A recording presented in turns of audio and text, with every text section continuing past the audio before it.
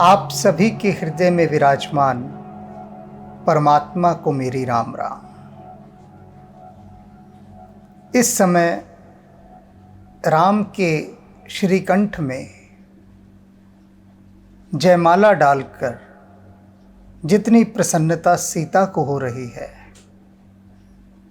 उतनी किसी को भी नहीं, क्योंकि सीता के लिए एक बहुत बड़े संकट की स्थिति यह हो चुकी थी कि राम को वे अपना सर्वस्व समर्पित कर चुकी थी। जनक के लिए भी उतनी बड़ी स्थिति नहीं थी, वे किसी और से सीता का विवाह कर देते। जनक की पत्नी के साथ भी यही था कि उन्हें तो पुत्री का विवाह करना था और किसी बलशाली के साथ करना था, ऐसे के साथ करना था कि जो शक्तिशाली हो, जिसकी शक्ति का लोहा सारा क्षत्रिय समाज माने। सीता की इच्छा इसमें या कहीं पर भी नहीं थी। जब वो बंदीजन वहां घोषणा कर रहे हैं, जाकर कह रहे हैं कि ये प्रण है जनक का कि जो भी कोई इस शिव धनुष को भंग करेगा सीता उसका वरण करेगी और कोई प्रश्न, कोई आपत्ति सीता की ओर से नहीं उठाई जाएगी। तो जनक जिस कारण से दुखी हैं, उनके दुखी होने का मात्र एक ही कारण है कि उनकी प्रतिष्ठा धूमिल हो जाएगी और उसी की आड़ में वे कहते हैं कि लगता है विधाता ने सीता का विवाह ही नहीं लिखा। सीता की इच्छा अनिच्छा इसका कोई प्रश्न नहीं है। यहां पर प्रश्न है तो सिर्फ धनुष यज्ञ में शिव धनुष को भंग करने की प्रतिज्ञा का। जो प्रतिज्ञा पूरी करे वह सीता को ले जाए।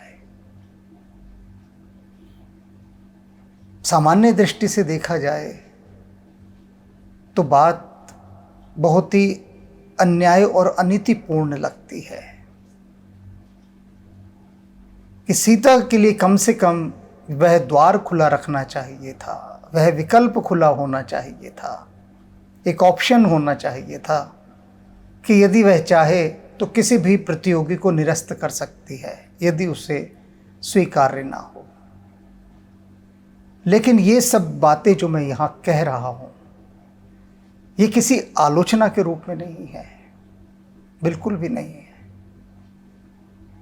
ये मात्र यह बताने के लिए है कि प्रसन्नता का जो मापदंड है किसका कितना कितना है। सर्वोच्च सीता का है, सीता की प्रसन्नता का कोई और छोर नहीं। क्योंकि एक स्थान पर सीता ने यह कह भी दिया था कि यदि राम नहीं तो फिर कोई नहीं,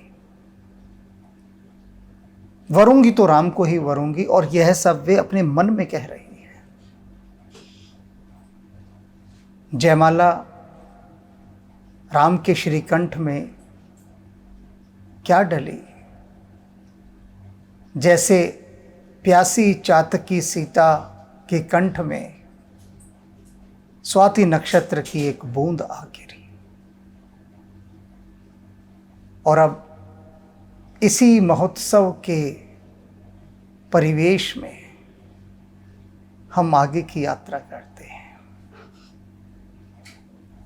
कल मैं एक बात कहना भूल गया था जब जयमाला हुई कि घर पर कढ़ाई चढ़ा लेना,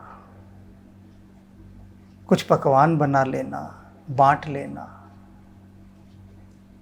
मैं समझ सकता हूँ कल आप क्यों नहीं बना पाए होंगे और ना मैं कल कह पाया होऊंगा, क्योंकि सब तो उस समारोह स्थल में ही तो थे ना। तो आज ज़रूर कर लेना प्रसाद वितरण घर में। अब उसी स्थल पर चलते हैं जहाँ पर सीता ने राम के गले में जयमाला डाल दी है, सखियों के साथ वे खड़ी हैं। अब आगे क्या हो रहा है उसका हम आनंद लेते हैं। रघुबर उर जय माल देख, देव बरस ही सुमन। देवताओं ने देखा कि सीता ने राम के श्रीकंठ में जयमाला डाल दी है, तो उन्होंने फूल बरसाने आरंभ कर दिए। सकुचे सकल भुआल जन, बिलोक रवि कुमुदगन। और जितने धूर्त राजा थे, क्रूर राजा थे, कपटी राजा थे, अहंकारी राजा थे,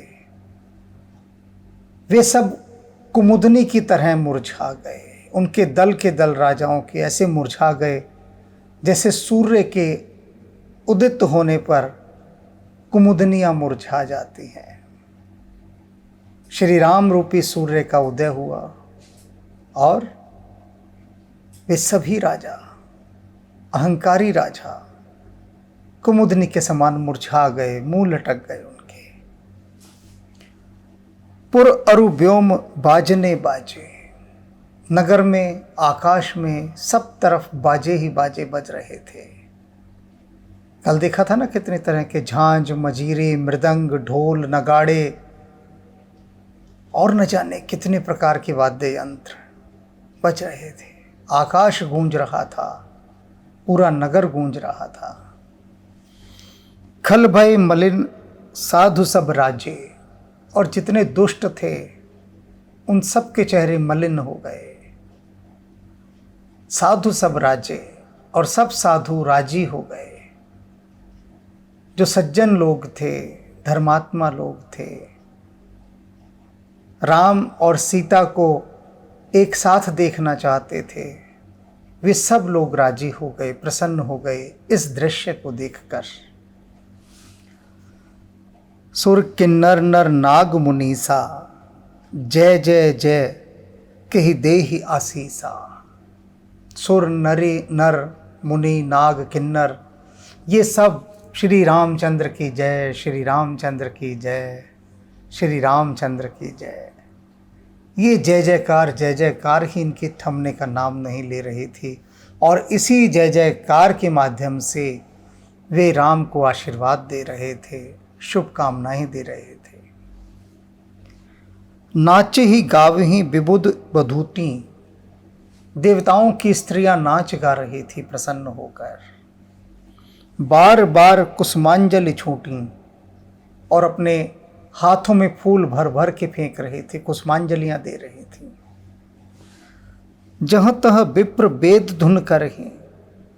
इधर उधर अनेक स्थानों पर ब्राह्मण बैठे थे और वे वैदिक मंत्रों का उच्चारण कर रहे थे। पूर्ण महोत्सव है।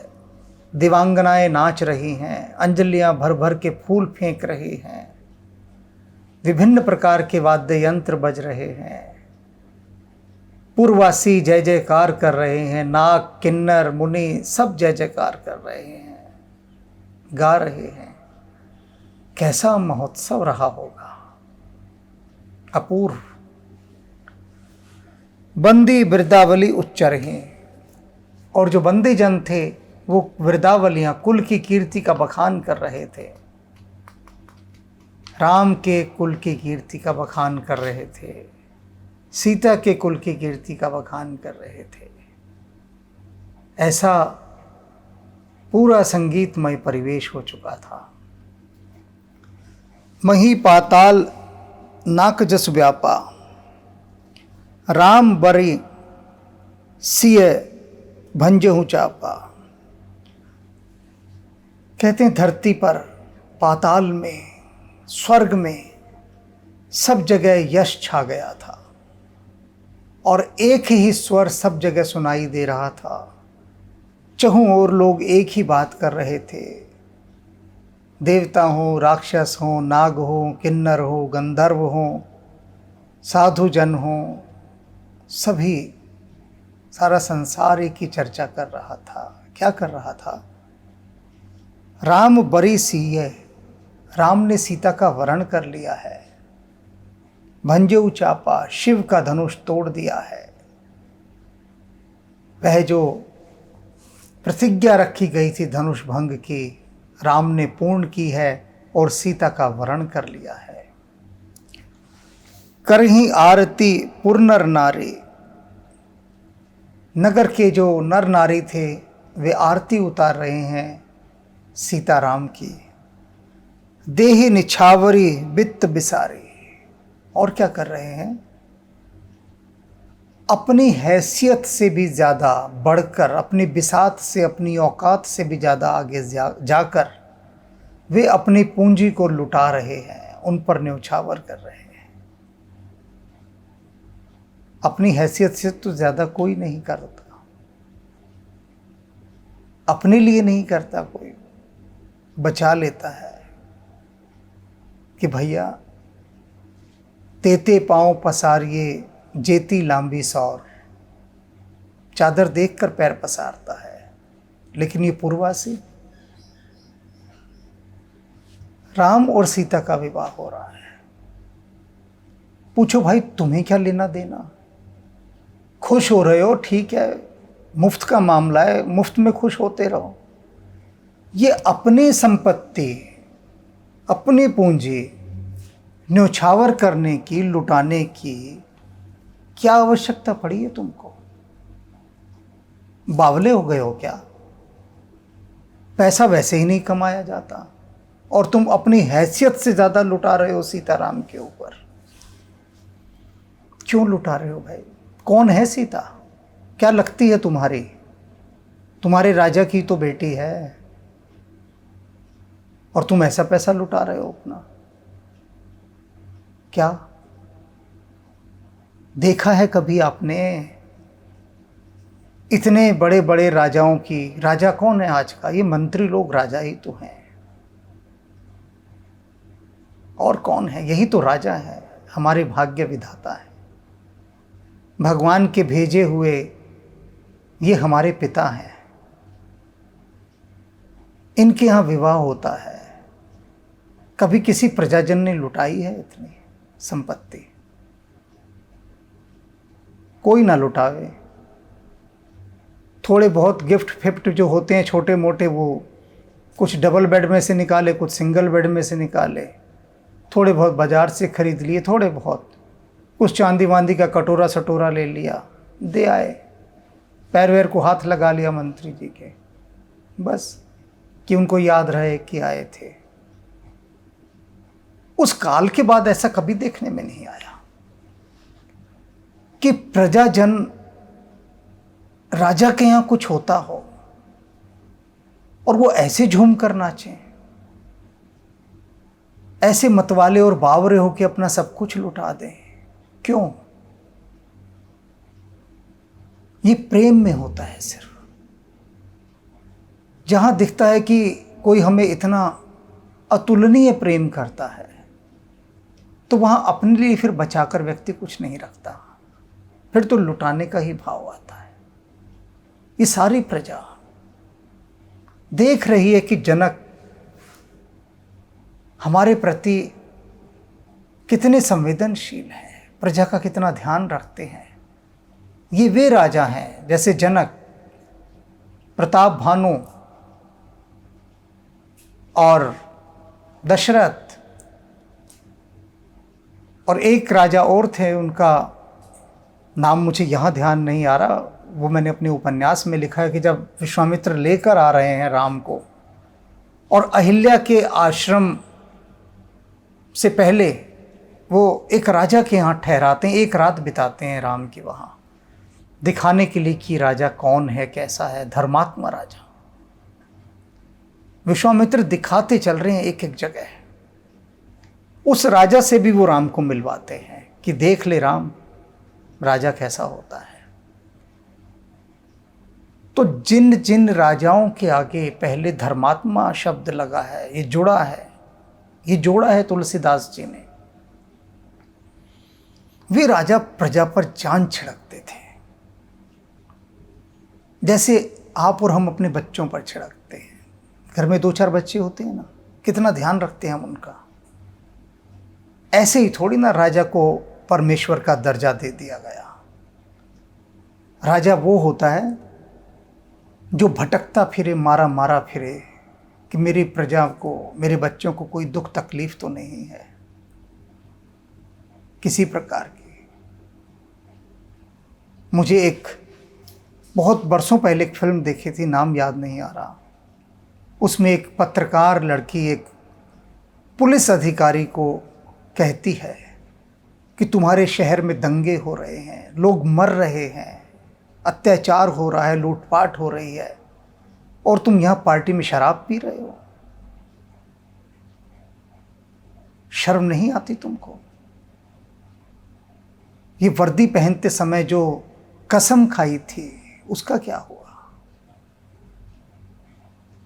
तो वही होता है कि मंत्री का पद लेते समय जो कसम खाई थी उसका क्या हुआ? कसमें वादे प्यार वफा, बातें हैं बातों का क्या। जो प्रेम करने वाले होते हैं वो कसमें नहीं खाते। इन राजाओं ने कभी कसमें नहीं खाई, प्रजा पर अपना प्रेम लुटाया है, प्रजा को अपने हाथों में उठाकर रखा है। और इसलिए ये प्रजा इस समय देख रही है कि उनकी सीता का विवाह हो रहा है, उनके राजा की पुत्री का विवाह हो रहा है। सब लुटा रहे हैं, सब, हर एक कोई लुटने को तैयार है स्वेच्छा से।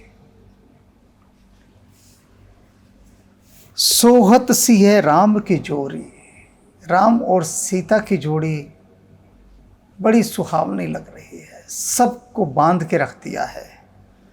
कैसी है? छवि सिंगार मनहु एक ठोरी, जैसे कि श्रृंगार और सौंदर्य दोनों एक ही बिंदु पर आकर मिल गए हों। सीता जी श्रृंगार हैं, श्री राम सौंदर्य हैं, और दोनों का मिलन एक ही स्थान पर हो गया हो तो क्या छवि होगी? कछु जाए न बरनी, कोई वर्णन नहीं हो सकता उसका, हो ही नहीं सकता। मात्र आनंदाभूति हो सकती है, रसास्वादन किया जा सकता है, डूबा जा सकता है उसमें। सखी कहीं प्रभु पद गहु सीता, एक सखी बोली कि सीता ये क्या कर रही है? अभी तक प्रभु को ही देखती जा रही है तो। अरे प्रभु के चरण छू। ये हमारी परंपरा का एक अंग है कि जयमाला के बाद पत्नी पति के चरण स्पर्श करती है। अब सीता को तो राम की श्री मुख के अलावा कुछ दिख ही नहीं रहा, कुछ ख्याल ही नहीं रहा रीति रिवाजों का। तो सखियां इसीलिए तो साथ होती हैं, और सारी सयानी सखियां हैं। तो कह रही है सीता को कि चरण स्पर्श कर प्रभु के। करत न चरण परस अति भीता, और सीता जी पैर नहीं छू रही हैं राम के, बहुत डरी हुई है। पैर छूने में क्या डर है भैया? अभी तो कह रही थी थोड़ी देर पहले कि यदि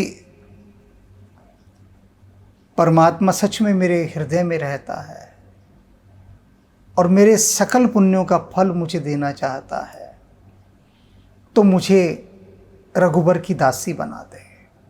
मैं राम की दासी बन जाना चाहती हूँ। और अब सखी कह रही है कि पैर छू राम के, प्रभु के पैर छू, और सीता जी पैर नहीं छू रही, डर रही हैं। कहाँ तो दासी बनना चाह रही थी और कहाँ डर रही हैं पैर छूते हुए। क्यों नहीं छू रही थी पैर? जानते हैं आगे क्या बात हो गई, क्या उनके मन में है पैर नहीं छू रही। गौतम तिये गति सुरत करी, नहीं परस्ती पग पाने। उन्हें अहिल्या की याद आ गई, स्मरण आ गया कि अहिल्या ने चरण छुए थे राम के, तो उसकी क्या गति हुई, कहीं मेरी भी वही गति ना हो जाए। तो क्या गति हुई थी भाई जो डर रही हैं इस बारे में? कि अहिल्या ने जैसे ही राम के चरण छुए उसे मुक्ति मिल गई और वो अपने पति लोक चली गई। तो सीता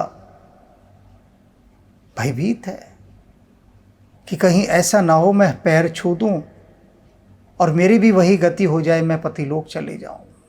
पतिलोक, राम का लोक कौन सा है? वही ब्रह्मलोक। और सीता क्या है? उनकी योग माया। तो कहीं ऐसा ना हो कि चरण छूते ही मैं वह जो योग माया शक्ति हूं वह वापस उसी लोक में चले जाऊं जिस लोक से प्रभु आए हैं, और मैं फिर अकेली रह जाऊं, क्योंकि प्रभु तो यहां लीला करेंगे और होना मुझे इनके साथ है। तो ये एक प्रेमी का चित्त है यहाँ पर, जो इस बात से आशंकित हो गए हैं। मन बिहसे रघुवंश मणि, प्रीत अलौकिक जाने। और भगवान राम सीता की बात को जानकर मन ही मन खूब हंस रहे हैं कि सीता क्या सोच रही है। सीता की इस भोलेपन पर, इस सरलता पर, इस प्रेम पर राम मन ही मन बहुत हंस रहे हैं। अलौकिक प्रीति जानकर उनकी कि कैसी अलौकिक प्रीति है सीता की। राम मन ही मन खूब हंसते रहे। तब सिय देख भूप अभिलाषे, क्रूर कपूत मूढ़ मन माखे। और उस समय क्या हुआ कि कुछ राजा लोग सीता को देखकर बहुत ललचा गए। ललचाई आंखों से सीता को देखने लगे। कैसे राजा थे वो? क्रूर कपूत मूढ़, अहंकारी राजा वही जो थे, मूढ़, मूर्ख, और कपूत, जिनके बच्चे थे वो सुपुत्र नहीं थे, कुपुत्र थे। उठ उठ परखरी सनाहे अभागे, जहां तह गाल बजावन लागे। और क्या करने लगे वो अभागे? उठ उठकर उन्होंने अपने कवच धारण कर लिए, शस्त्र उठा लिए और अपने गाल बजाने लगे, चिल्लाने लगे। क्या कह रहे थे यही लोग, राजा लोग? ये वही राजा लोग हैं जो अहंकारी राजा, पापी राजा, जो पहले क्या कह रहे थे कि यदि राम ने धनुष तोड़ भी दिया ना तो भी हम सीता को उसकी होने नहीं देंगे, हम सीता को उठा कर ले जाएंगे। ये वो राजा थे। और ये राजा कौन थे? इनके लिए तुलसीदास जी बता चुके हैं कि कुछ राक्षस और कुछ देवता राजाओं का भेष धारण करके यहाँ आ गए हैं, जिससे वो इस समारोह में उत्पात मचा सकें, उपद्रव कर सकें। और अब वो करना शुरू कर दिया उन्होंने। सीता ने जयमाला डाल दी। अब उनके तो आग लग गई है तन बदन में। वे कहते हम सीता को राम की होने ही नहीं देंगे, हम इसे उठा कर ले जाएंगे। सब ने अपने अपने शस्त्र उठा लिए हैं, लड़ने को तैयार हैं सारे। इस समय स्थिति बहुत गंभीर हो गई है। होते हैं संसार में ऐसे आतताई, क्रूर, अविवेकी लोग, मूढ़ लोग, जिनका उद्देश्य ही अनाचार और अत्याचार करना होता है, क्रूरता फैलाना होता है। ये वही लोग हैं। अब ऐसा माहौल बन गया है वहाँ पर, एकदम से भगदड़ मच गई है। ले ही छड़ाई सिए कह को। एक ने क्या कहा उसी भीड़ में से किसी राजा ने कि अरे जाओ और सीता को छीन लाओ राम से, सीता हमारी है, हम सीता को राम की होने नहीं देंगे, जाओ और छीन कर ले आओ। कोई और बोला दूसरा, धर बांधु नृप बालक दो, कि राजा के इन दोनों बच्चों को बांध दो, बंदी बना लो, सीता को ले आओ और इन दोनों को बांध डालो, कैद कर लो इन्हें। तोरे धनुष चाड़ नहीं सरहे। ये क्या समझते हैं दोनों राजा के बेटे कि अगर धनुष तोड़ दिया है तो उनकी इच्छा पूरी हो जाएगी, सीता उनको हम ले जाने देंगे? कभी भी नहीं। जीवत हम ही कुंवर ही को बरहे। हमारे जीवित होते हुए सीता राम का वर्ण कैसे कर सकती है? हम उसे राम की होने ही नहीं देंगे। और तलवारें खिंच गई वहां पर। अब एक और बोलता है राजा अहंकारी, क्या कहता है? जो वैदेहु कुछ करे सहाय। कहते हैं देखो ऐसे मौके पर अब ये जो जनक है ना, ये राम की सहायता के लिए आएगा, क्योंकि राम उसका दामाद हो चुका है। तो इसलिए सुनो, जीतो हूँ समर सहित दो भाई। इन दोनों भाइयों के साथ ना उस जनक को भी जीत लेना, उसे भी नहीं छोड़ना है। वो आएगा तो ज़रूर मदद करने के लिए, उसे भी लपेटे में ले लेना। अब ये जितने भी पापी और इस तरह के क्रूर लोग होते हैं, गुंडाई किस्म के, पहुंचे हुए वहां भी उत्पात मचाने को तैयार हैं। अब वहां इस तरह की बातें वे लोग कर रहे हैं। साधु भूप बोले सुन बाने। अब वहां पर वे राजा भी हैं जो सज्जन स्वभाव के थे, जिन्होंने पहले भी इनको चेतावनी दी थी इन दुष्ट राजाओं की। तो वे क्या बोले? सज्जन राजा इन धूर्त राजाओं से, पापी राजाओं से कहते हैं, राज समाज ही लाज लजाने। तुमने तो जो काम किया है इस समय, राज समाज में ऐसा काम देखकर लज्जा को भी लज्जा आ जाए, यानी शर्म को भी शर्म आ जाए थोड़ी सी। पर तुम ऐसे बेशर्म हो, ऐसे निर्लज्ज हो कि राज समाज के सामने तुमने ऐसी ओछी हरकत की। तुम्हारा तो बोलना ही नहीं बनता था बिल्कुल भी, और तुम यहां पर इस समय ऐसे वक्तव्य दे रहे हो। शर्म नहीं आई तुम्हें? जबकि तुम जो काम कर रहे हो उस काम को देखकर शर्म को भी शर्म आ जाए, लेकिन तुम ऐसे बेशर्म हो कि तुम्हें शर्म नहीं आ रही।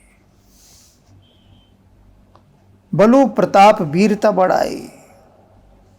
और तुम जो ये बल और प्रताप की वीरता दिखा रहे हो, ये बड़ाई दिखा रहे हो, नाक पिनाह के ही संग सिधाए।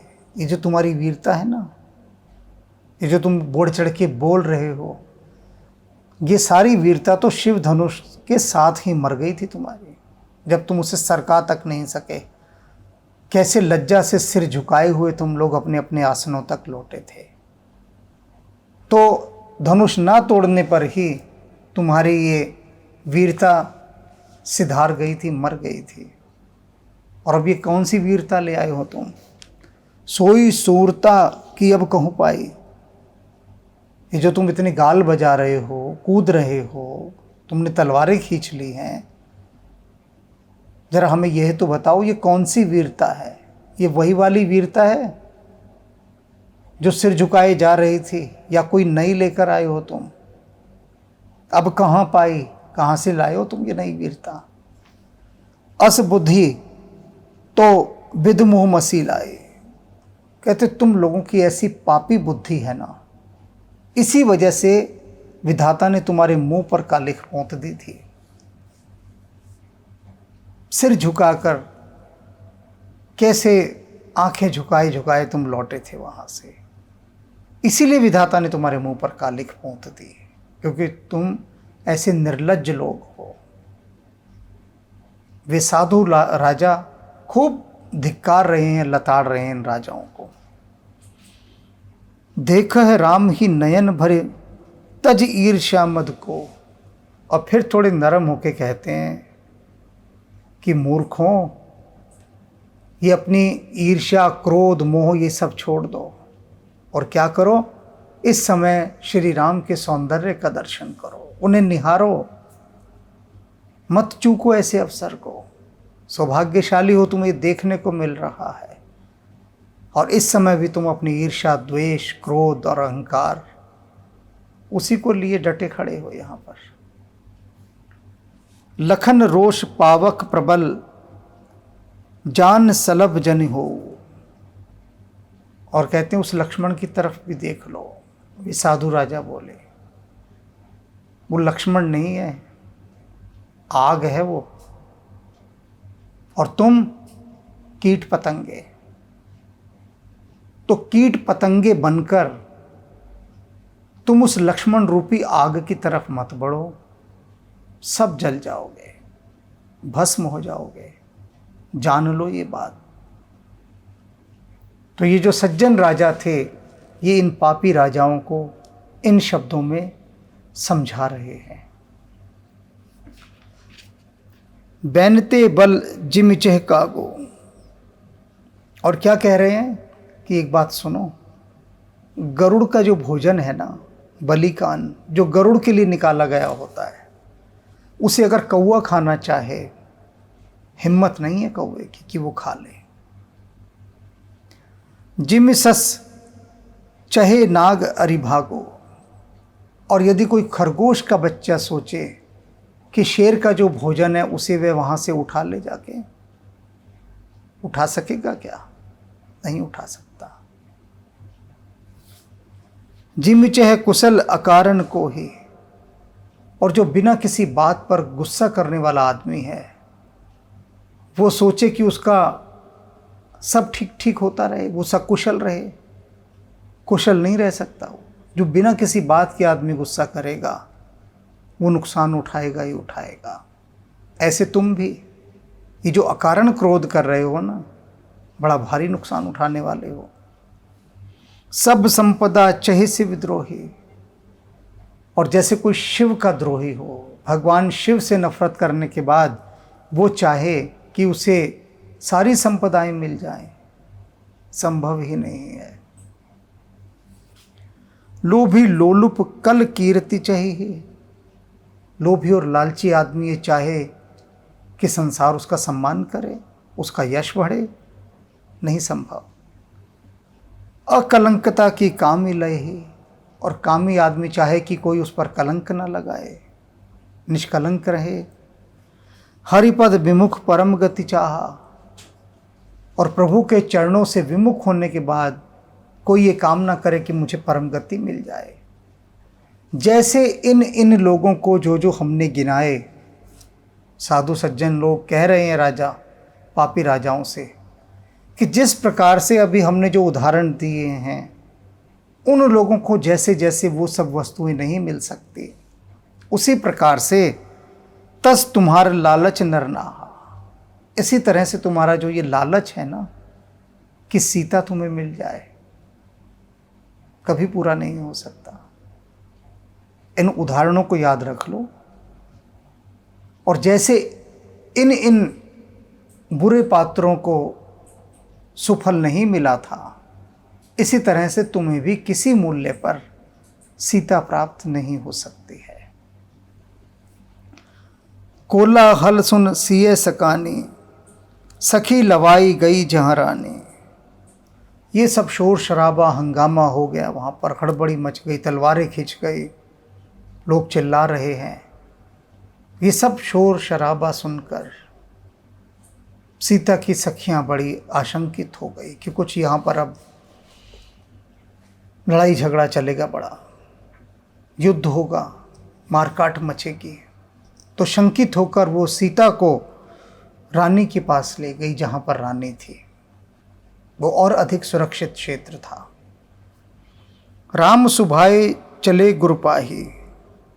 और रामचंद्र जी जो थे, वे गुरु विश्वामित्र के पास अपनी स्वाभाविक चाल से चलते हुए चले गए।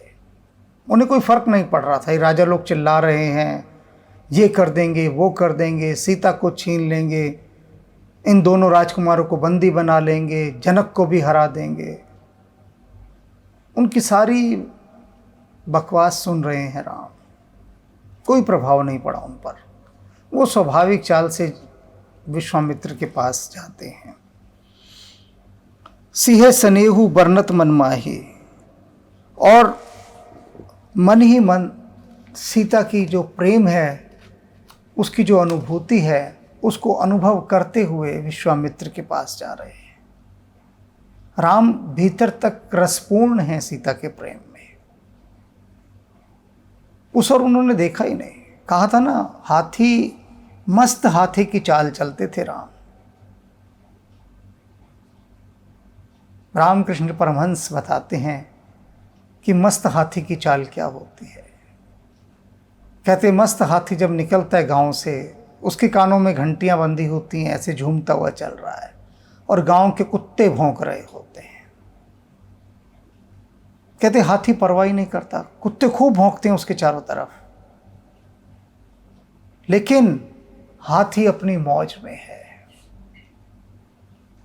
वो किसी कुत्ते को नहीं हड़काता, किसी कुत्ते को नहीं डराता। हाथी अपनी मस्ती में है। वो जानता है कुत्ते हैं, भौंकना इनका स्वभाव है, भौंक भौंक के खुद चुप हो जाएंगे, ये मेरा क्या बिगाड़ देंगे। तो मस्त हाथी कोई आपत्ति कुत्तों के भौंकने पर नहीं करता, उन्हें छूट दे देता है भौंकने की, तुम भौंको। तो वही राम ने कर दिया है।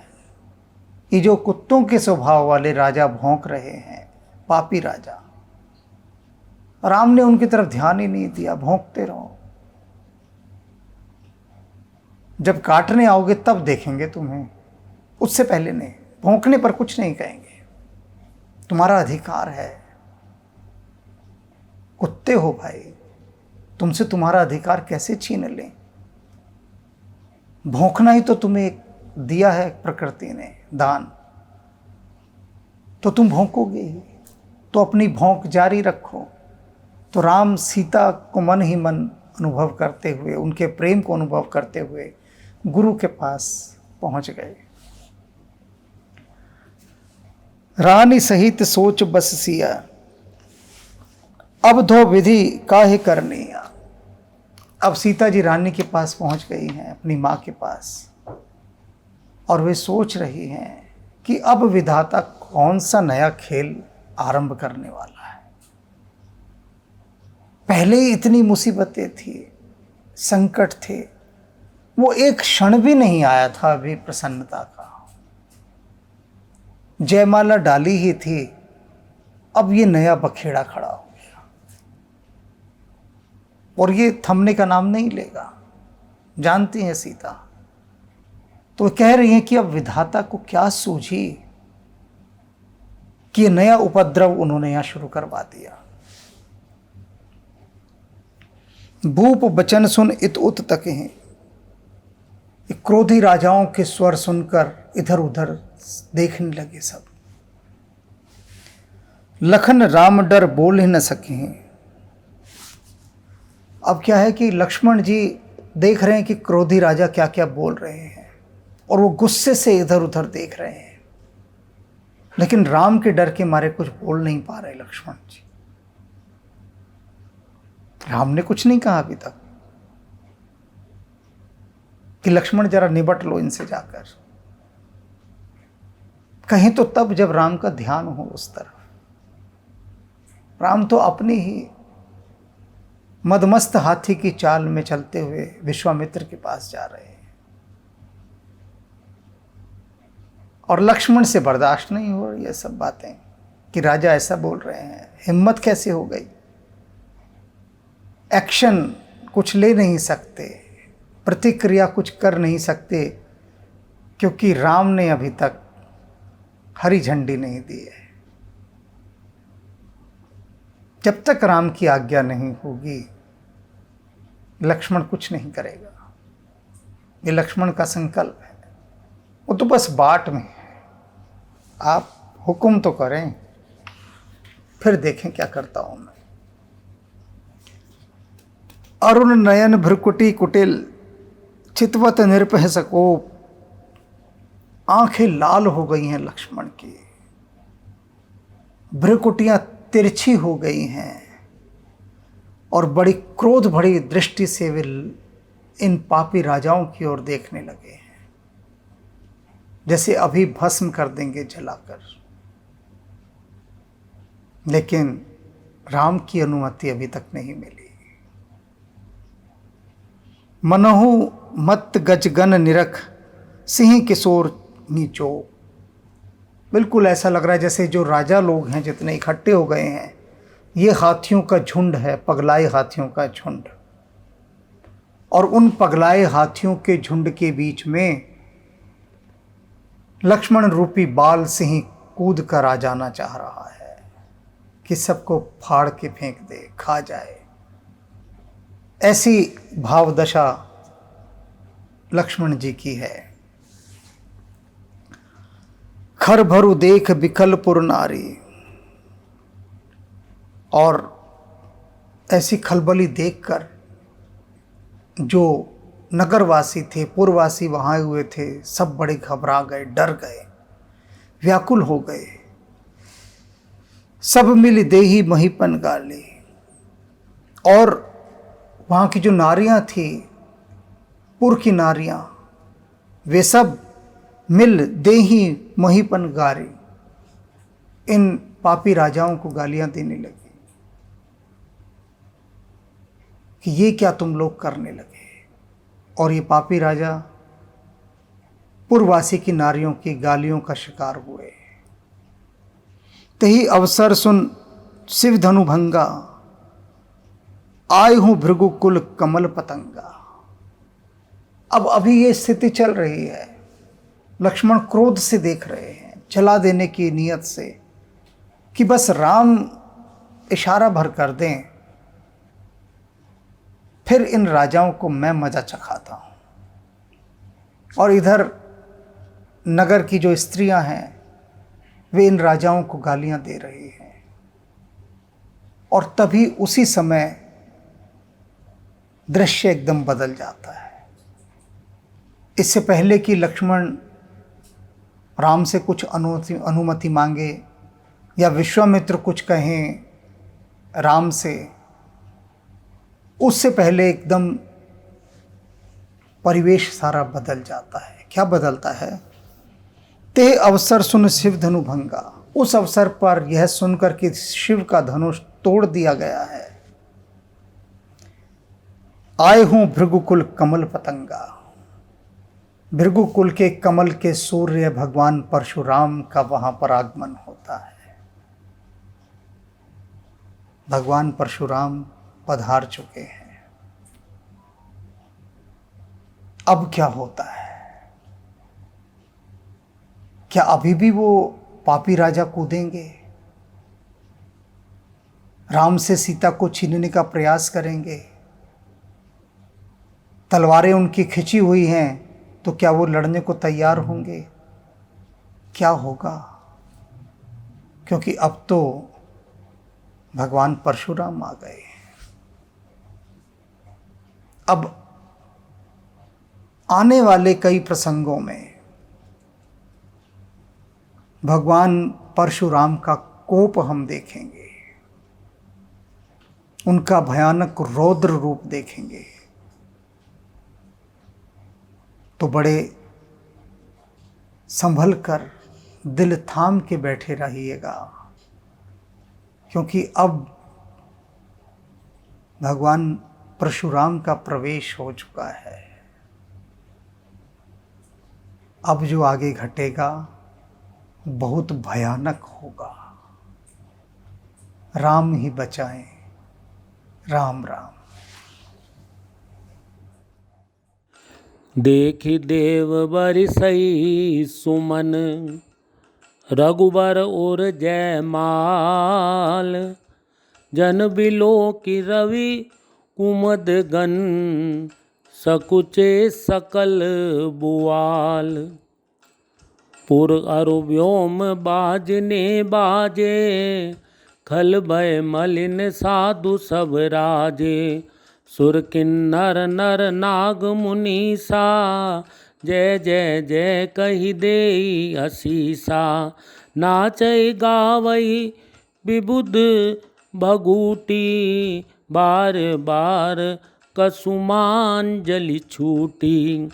जय तै ब्रेप वेद धुनि करई, बंदी बिरदावली उचरई। मही पाताल नाक जसु व्यापा, राम बरिसिय भंज उचापा। करई आरती पुर नर नारी, देगी निछावरी बीत बिसारी। सोहति सिय राम कै जोरी, छवि सिंगारु मनऊ एक ठोरी। सखी कही प्रभु पद गौ सीता, करति न चरण परस अति भीता। गौतम तिय गति सुरति करी, नहीं पर सती पग पानी। मन बिसै रघुवंश मनि, प्रीति अलौकिक जानी। तब सिय देखी भूप अभिलाषे, कूर कपूत मूर मन माखे। उठी उठी पहरी सनाह अभागे, जै तैं गाल बजावन लागे। लेउ छड़ाई सिय कै को, धरि बांधौ निप बालक दो। तोरे धनुष चार नहीं सरई, जीवत हमहि कुंवरी को बरई। जो विदेहु कछु करय सहाई, जीतऊ समर सहित दो बाई। साधु भूप बोले सुनि बानी, राज समाजई लाज लजानी। बल प्रताप वीरता बराई, नाक पिनाकई संग सिदाई। सोई सूरता की अब कहूँ पाई, असी बुद्धि तो विधि मऊ मसिलाई। देखऊ राम ही नयन भरी, तजी ऋषा मधु को। लखन रोष पावक प्रबल, जानि सलभ जनि हो। बेन तै बलि जिमि चै कागू, जिमि ससु चहे नाग अरि भागू। जिमि चै कुशल अकारण कोही, सब संपदा चहे शिव द्रोही। लोभी लोलुप कल कीर्ति चही, अकलंकता की कामी लही। हरिपद विमुख परम गति चाहा, तस तुम्हार लालचु नर नाहा। कोलाहल सुनि सिय सकानी, सखी लवाई गई जहरानी। राम सुभाए चले गुरु पाही, सिय सने उबरनत मन माही। रानिन सहित सोच बस सिया, अब दो विधि का करनिया। भूप बचन सुनि इत उत तकई, लखन राम डर बोली न सकई। अरुण नयन भ्रुकटि कुटिल, चितवत नृपन सकोप।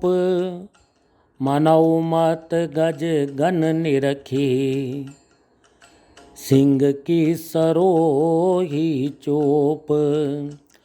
खरबरु देखी बिकल पुर नारी, सब मिली देहि महीपन गारी। तेहि अवसर सुनि शिव धनु भंगा, आयो भृगुकुल कमल पतंगा। तेहि अवसर सुनि शिव धनु भंगा, आयो भृगुकुल कमल पतंगा। आयो भृगुकुल कमल पतंगा।